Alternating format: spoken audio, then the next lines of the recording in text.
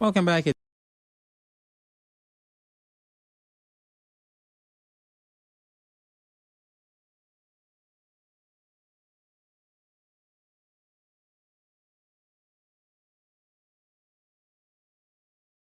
Has cautioned members of the association against grazing their cattle on farmlands.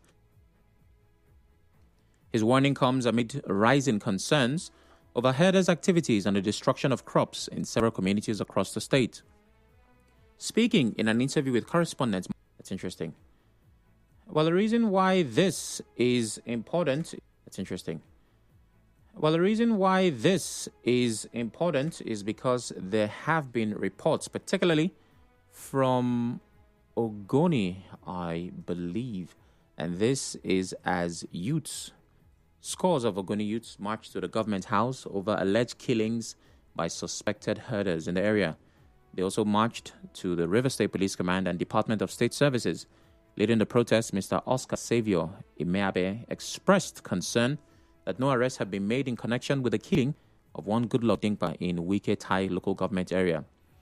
He outlined other demands relating to the alleged growing activities of suspected herdsmen in Ogoni communities. We, the concerned citizens of Ogoniland, are compelled to raise our voice against the growing wave of violence and insecurity perpetrated by the herdsmen within our communities. The recent attack in Yokulu, Ebubu, Sogo, Weke, which have resulted in the tragic loss of our innocent lives. The community is terrorized. Our demands. Immediately, we demand the immediate, unconditional departure of all the herdsmen from Ogoniland. We call on the relevant authorities to take swift, decisive action to end the attacks on our communities and to prevent future occurrence. We demand justice for the victims of this brutal assault. Yes.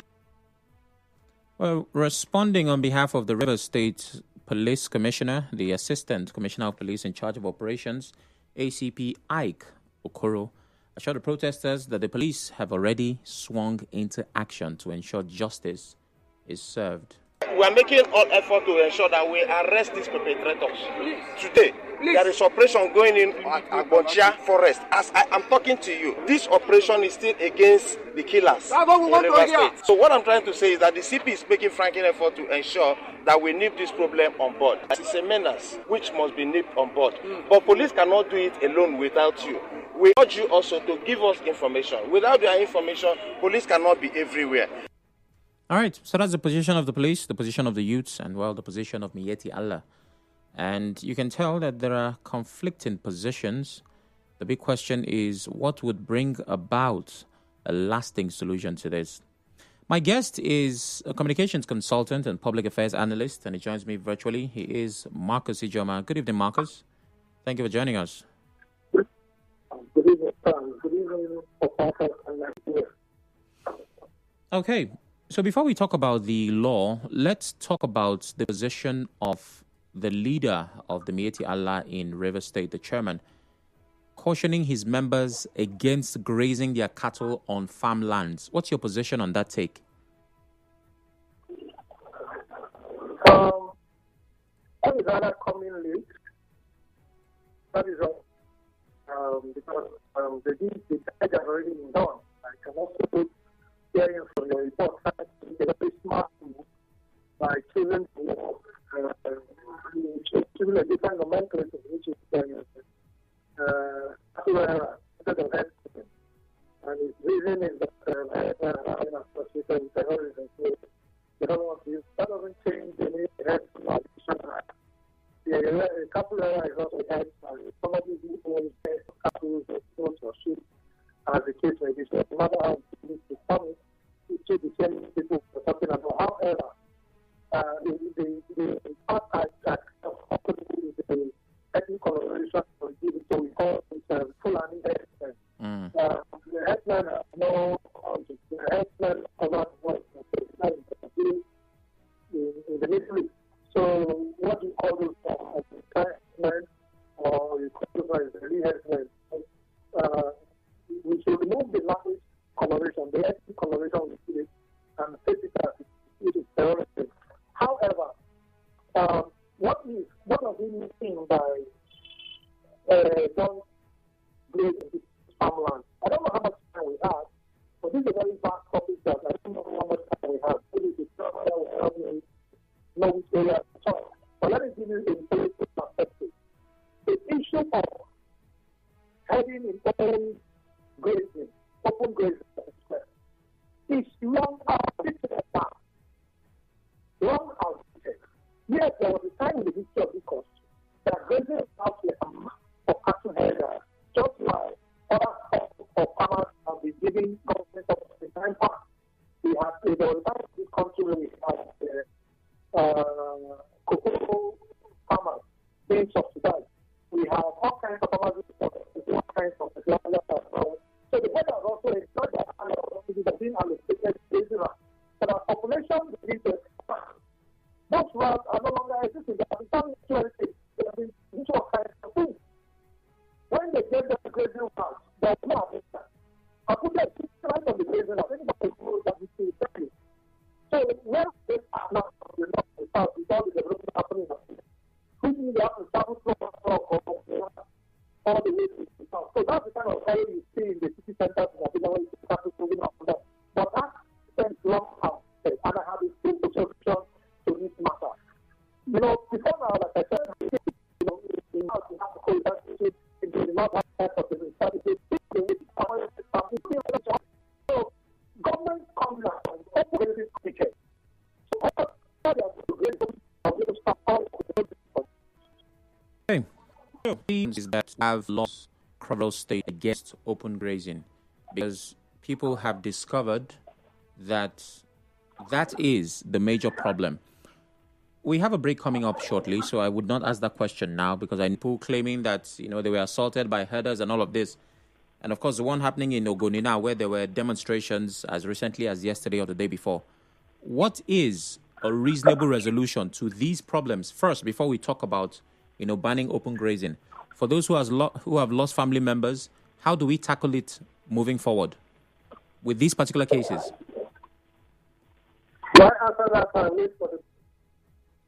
Well, something has happened in 3 minutes, so let's respond to that. Okay, there are two parts of this, right? Farmers need to be related. Headers need to be related. Okay? There are a lot of things that is not enough. For instance, how many of artisan farmers have their farms registered? Where do we vet the food crops they're going to the open market themselves to be sure that they're healthy for public consumption? Who is doing all the checks? You have tech studios who have done themselves to illegal passports and checkpoints in the state. How the federal government are entering checkpoints of the federal highways. But the day they are entering these terminals which are supposed to stop, or whether they are being moved by foot, whether they are carrying cow disease or any kind of other infection. So everybody needs a regulation. Someone has better. If you just Google an image of a bull or a cattle in an advanced line, maybe in Spain or somewhere where they have large cattle in one place, you realize that every animal is tagged. They all have their license. Those people that are open up, that don't have a license on his neck. So if your dog stay away and pass somebody, they can use that license to change the owner. So I think that is where we need to get to, but we're all running away from this solution that can save us from this problem. Your cattle are not really start. We don't have clear marking on these cattle. Now you move around with it. If I can't go for Port Harcourt without respecting my data about 10 times, why should they have to travel through the bush over 30 places? They have been checked. They are origin of where they are going to. All right. So that if you destroy any crop along the way, we can take it. Okay. Well, we do have to take that break now. We have to take a break now, Marcus. And the farmers too need to take advantage of the farm. Let's know what they have because they can't see what they have. Okay. After the break, we talk. Stay with us.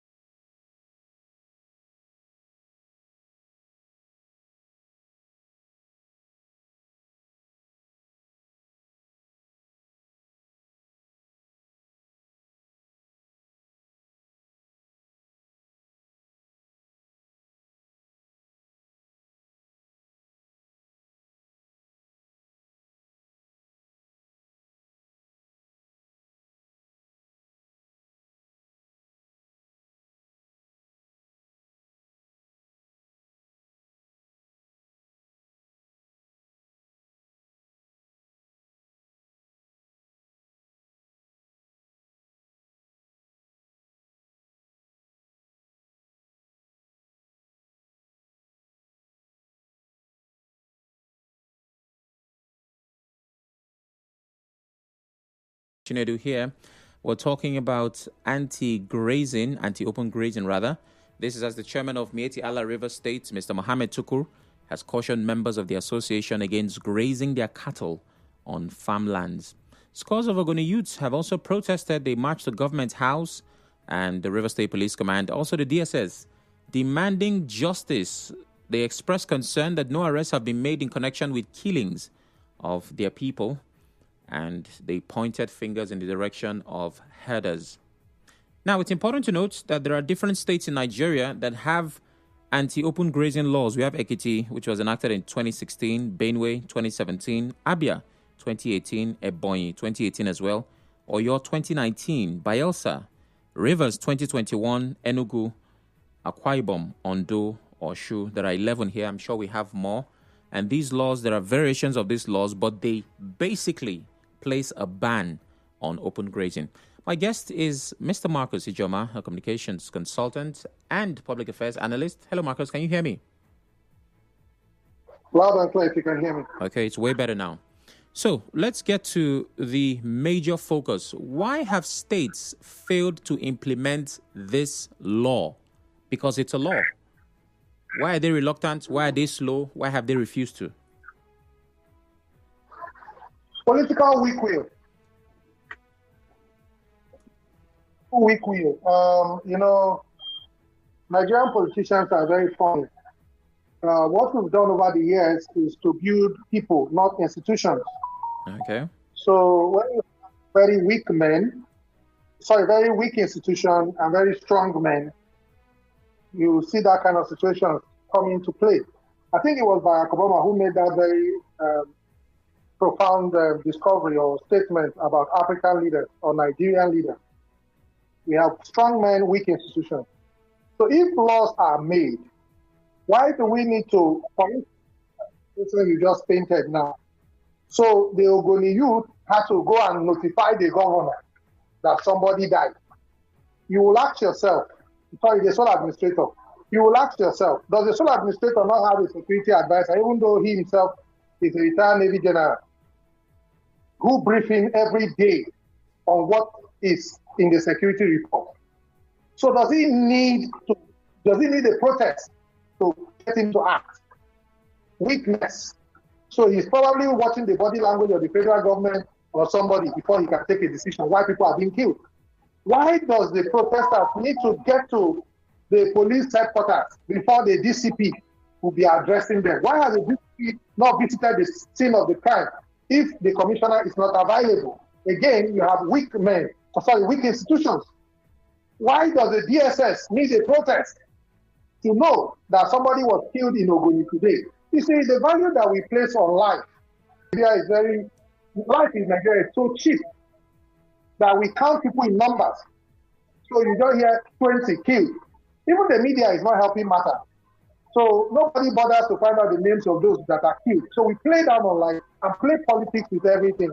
So even when we have laws, implementing the laws becomes a problem. How many times, let me give you a very funny scenario. How many times have the IGP withdrawn police escorts from non-state actors? Are you not still seeing them? How many times has IGP disbanded every IGP that comes disband checkpoint? Are you not still seeing them? Every commissioner of police has said police don't start people's schools without a warrant. Are you not seeing them? So again, it's not about laws. Nigerians have never had problem with laws. We have all the laws we need, at least to function as a reasonable state. It is about the weak institutions that we have to implement these laws. And the reason why politicians who are in political offices or appointees of government don't do these things is because of strong men, not strong institutions. So that is why it's difficult to implement some of these laws.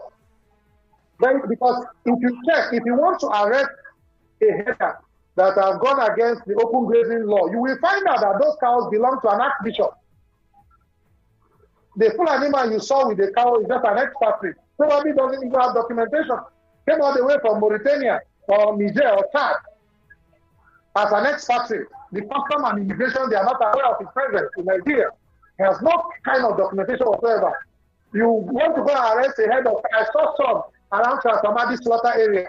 Those, I can almost tell you, they probably belong to a serving general or a retired general in the army. So that is where the problem is coming from. So you now want to send an inspector of police to go and arrest cattle that belong to the retired general because the men are strong, the institution is weak. If not, nobody should be above the law. Whether the cows belong to the governor, they should not move around. Simple. Yeah, but you see, we can make excuses. We can make excuses for a lack of political will for almost everything. But the minute human life is involved, right, that excuse should not count anymore. Sorry to interrupt you, but I gave you a simple scenario. I said, what is the name of the man that died in Ogoni? We don't know his name until now. No, we know his name. At least I'm not aware. We know his name, Good. Marcus.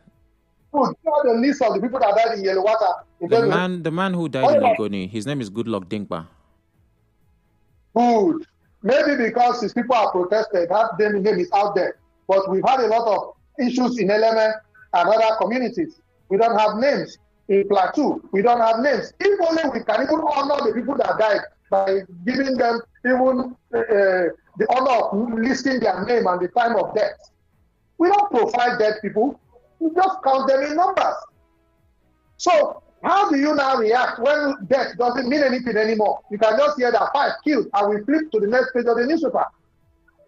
Nobody paused to weep anymore. Nobody paused to cry anymore. So why would you want us to react differently just because someone was killed? And the headers on the other side, it claimed that they were forced attacks. Let's not forget that part. So there's this story, especially around Benue, that before the headers get into any community, they tend to meet with the elders, especially those that are not indigenous. When I mean not indigenous, there are some cattle that are owned by people from Rivers State. Those are indigenous cattle. Because if Sam is a politician, which let me share a very quick scenario with you. If you get a political appointment today, Sam, maybe say commissioner or chief of staff or even governor of, you are from which state, Sam, remind me? One of the Nigerian states, an important one. Okay, good.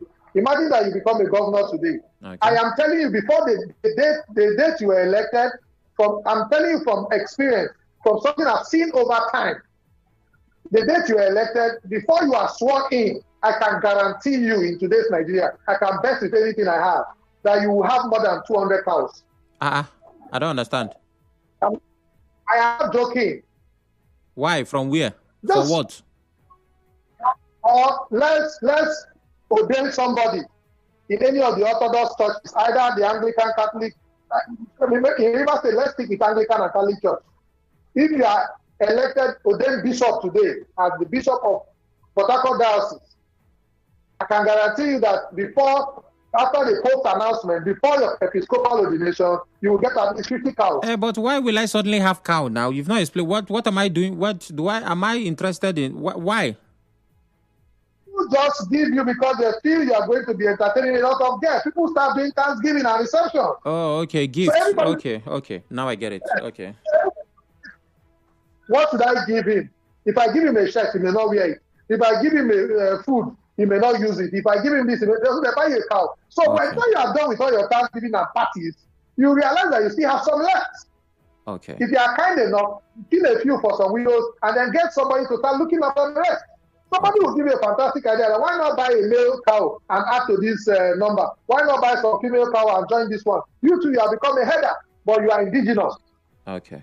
So because there is no Ogoni boy to take care of the cows, there is no Ekwere boy to take care of the cows, you then stretch up north, even to outside Nigeria, to hire professional headers. Like we hire expatriates. The difference, however, is that these people, I can tell you for free, are not documented. Most of them, let me not generalize, most of them are not documented. They don't have even the simplest of ECOWAS document or even any form of travel document. So they come into Nigeria without check and they begin to move. Now, there are other foreigners who, because of climate change and other challenges in the Horn of Africa, Mauritania, Niger, Chad, Mali, where you're having lower rainfall, even northern Nigeria, where you're having lower rainfall, because it's how expensive ranching is, they begin to move towards the south where the grass is greener, where you don't need to water the grass just naturally grows. We have grasses growing on our streets in Port Harcourt for free. Nobody's watering them.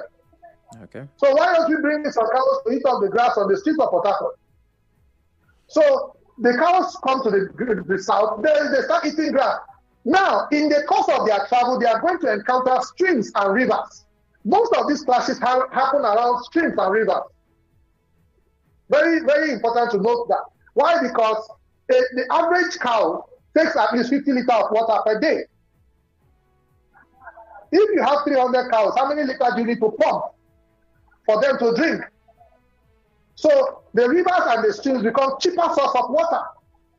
In the course of their drinking, they are polluting the water because they are spitting in the water. Don't forget that somebody else is down the stream trying to fetch clean water for cooking.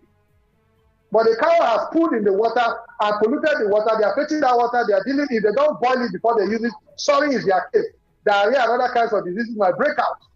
And the cows swim across this water to the next farm. In the course of doing so, the farmers who kept their farms close to the water just to also get cheap access to water. Because if they have small irrigation, instead of drilling borehole, it's better for them to just pump from the river. That is where these clashes begin. It's about resource control. Okay, so we have a clear understanding of the problem, and we know that the solution is the implementation of the laws that we already have. Now the people are threatening that if nothing is done, they will take laws into their hands. And even if they don't make those threats, we kind of know that's where these kinds of things go. So, with the strong men and weak institutions, with a problem that persists, with people that are agitating because they are losing their people, with herders who have given a directive to its people to avoid farmlands, with all of these factors, what becomes the melting pot for all of this? What needs to happen now so that tomorrow we don't wake up to these headlines? Since our institutions are weak, since our people are angry, since the herders have been ordered to stop, we don't know if that's going to happen. What are the short, medium, and long-term plans that we must take to at least manage the situation until we have the political will? Okay, for me, number one solution, both short-term and long-term therapy. Number one solution for me is to put pressure on government institutions to take responsibilities and act. Okay. You know, we need the herders. Don't get me wrong. We need cheap protein, cheap source of protein. Sam, believe me, if these herders are forced to go and ranch without any form of government subsidy, me and you might not be able to afford protein, especially animal protein. I can tell you that free. Because if I have 300 cows, how many hectares do I need? If you remember your crop rotation and grazing in agriculture in secondary school, it is not where you graze today that you graze tomorrow. You need to move to another area so that the grass that you graze this week can grow while you are grazing on another plot next week. And then return back maybe after 3 weeks to where you grazed before. By then the grass would have grown more. So it's a very expensive operation. Setting up a ranch is not cheap. You need a veterinary hospital. You need a platform for slaughter. Something like a mini abattoir. You need a dairy for where you can milk the cows. You also need probably a temporary place to process skin. You know, it's an elaborate thing. So I think every serious state government that have put these laws in place should begin to think of how to buy land from communities and help the herders subsidize their trade, just like we do for farmers, for crop farmers.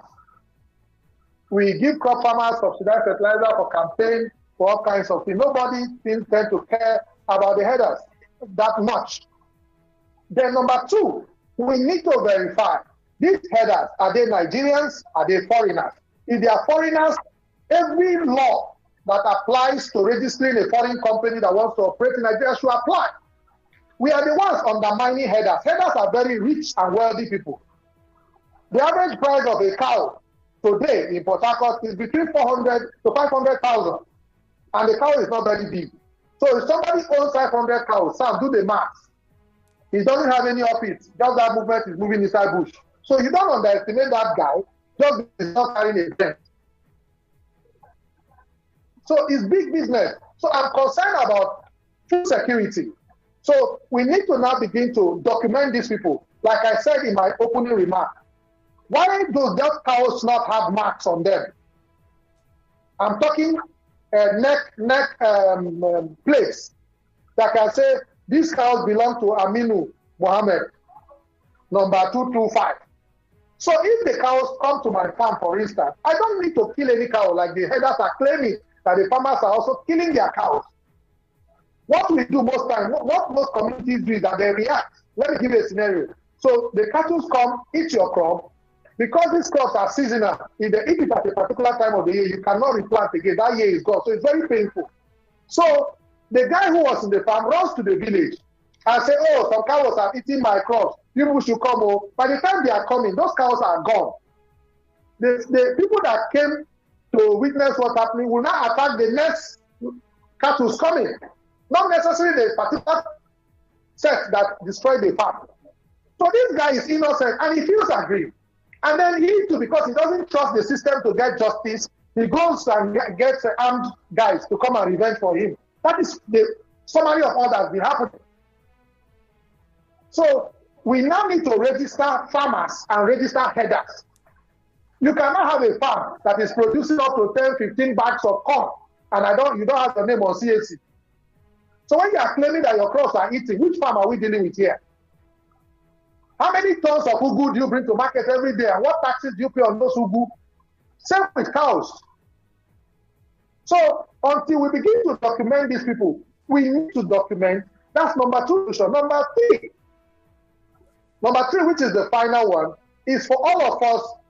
So I think I've mentioned it before. Put pressure on the authorities to implement these laws. I've talked about subsidy for headers. I've talked about farmer registration. Hello? My goodness. We need to exercise. Can you hear me? We need to exercise the system until it becomes strong. Thank you. Okay. Well, thank you very much, Marcus. We appreciate you for giving us your time and resource. Have a wonderful day, sir. Okay. Well, you have heard the man. These are the solutions that must be implemented if we must operate a system that would work for us. 08179230002. Your thoughts on the recent warning from Myetti Allah against grazing on farmland. Your thoughts on the protest by the youth to the government house, the police force, and the DSS, speaking about the loss of their people. Your thoughts on the lack of political will and why we have not implemented our anti-open grazing laws. Your thoughts on all of these problems combined.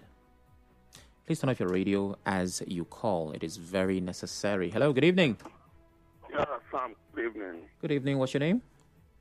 My name is J.A. and I'm calling you from Port Harcourt right now. All right, go ahead. Sam, some times ago, I was working in a place called Ologbo in Edo State. I don't know if you know the place. That's almost the boundary between Delta and Edo. Okay. If you're going to Benin right now, you'll get to Ologbo before you get to Benin. There is this gas plant that's in Ologbo where this gas truck comes to collect gas and distribute everywhere. So this gas tanker hit a cow and that cow died. There are two people who were guiding those cows, like the shepherd, I would like call the OS-men, right? Yeah. One traveled back to Benin because the person that owned those cows is from Benin, is in Benin, one Alhaji. Okay. He traveled to inform the Alhaji that one cow has been killed by the tanker. Another one was stationed there to watch over the other cow. Before they came from Benin, Sam, the villagers have slaughtered that already dead cow. Even in the process, some have to even injure themselves or have marks on their head because they were cutting while you want to collect your own, and that person is cutting, so they had injury. When the owner of the cow got there and saw that, he just saw bone in short. You know what he did? He traveled back to Benin, came with policemen, and went from one house to another, arrested all the people who partake in the butchering of that cow, and they paid dearly for it. Sam, can you be that? I would not try to. When this same cow, other people come and eat up their crops, the same police will follow that man to come arrest those people from house to house. We tell you, it's for God. I don't understand. Do we have a different rule for policing in this country?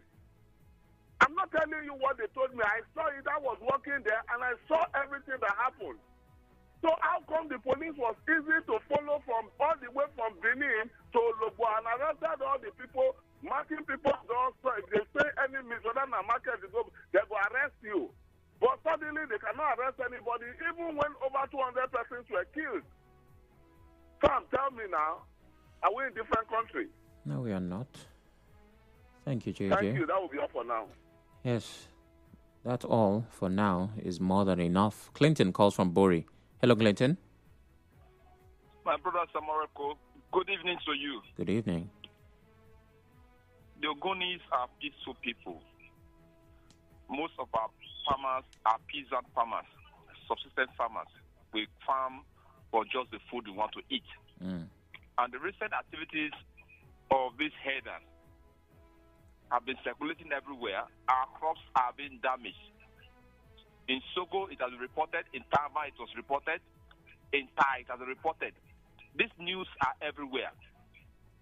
Now, the leader of the Myetti Allah group has come out to make some declaration, or so to say, just to suit everybody. But the truth remains, if we are not proactive, this thing can escalate. Yeah, I agree.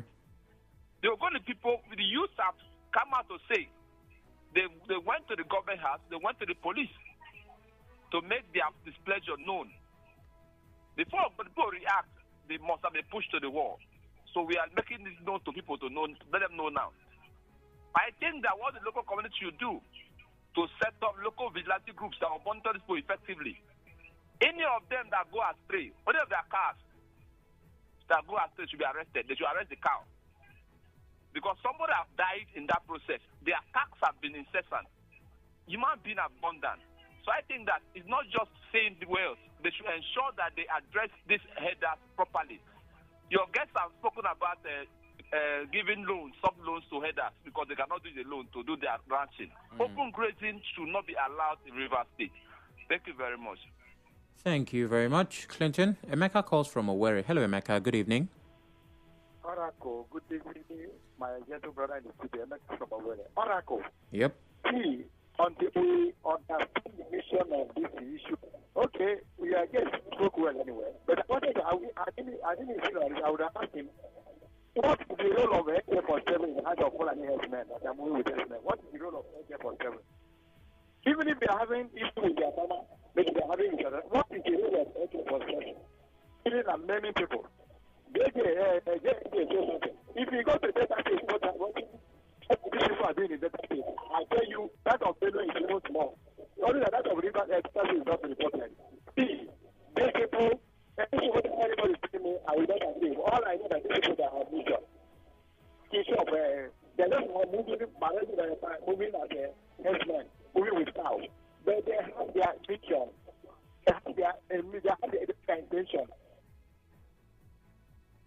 Hello? Okay, they have their intention, he says. Well, to make a correction, and I hope you're listening, Emeka, the Fulanis are not the only ones who engage in herding activities, right? Which is why, at this point, we don't address the herders as Fulani herdsmen. There are herders from almost everywhere. So, yeah, it's important to use the right forms of expression. Dede, who is my final caller, calls from Iwofe. Hello, Dede. Thank you, Oracle. Good evening, sir. Good evening. For me, the explanation your guest gave us is very good. But here I'm having a little disagreement with, on the registration of the farmers. Okay. Considering our terrain and how ancestors from farmers inherited their farm land, how big and small they are. And you know that all of these are private business, which I don't know how you can now begin to compare the life of a cow with the life of a human being, just as we cited the other time. So for me, I will request that whatever that is tying the hands of the government to implement the law against open grazing, let that thing, that route, let them carry fire and burn it, so that life will be saved Okay. These are whether it's the governor that owns it or whichever politician that owns it. It's a private business for crying out loud. So they should manage themselves within their own domain. They should stop killing people in the name of you want to prove a point that because you own a car, you can move anywhere and destroy people's farm. It is not good. So they should implement it. If they can give them number, they give the cow's number so that we know who owns the cow that are moving around. Then as we are talking now, if people are complaining, we'll be measuring the people that own the car that is moving all over as being above the law. Okay. Please. Thank you very much. That's my final call from Dede. Thank God Ability Atuebu says the only solution to farmers and herders clash in the state is total ban on herders to stop roaming around our bushes.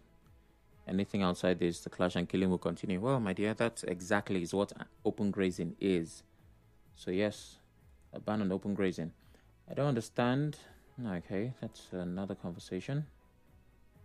Sam, good evening. About the issue of herders and farmers across the country, we know the laws have failed in this country because of implementation. No one is ready to implement them for political and personal reasons. Touching those who actually own these cows, I therefore prefer that cow feed should be industrially produced and sold. All those who own cows should buy land, keep their cows and herders there. Only those who process the feed should be allowed to enter bushes if need be and get the grasses required for production, just like we have fowl feed. Obiju Bright from Iche. I don't know if it works that way. We'll have to speak to experts to tell us if that can be pulled off. Let's see. Good afternoon to you, Sam. Juvenile delinquency lead most guys to indulge in cultism. Why are you sending this message now? That was a conversation from the previous hour. And the one it says, I think almost every state has anti-open grazing law. The way and manner herders are going about their business is worrisome. This could cause food scarcity because farmers are afraid of going to their farm and their crops have been destroyed by cows on a daily basis. Let the law be implemented. I agree with you. Owanete Clinton West completely. We must implement these laws. Thank you for listening.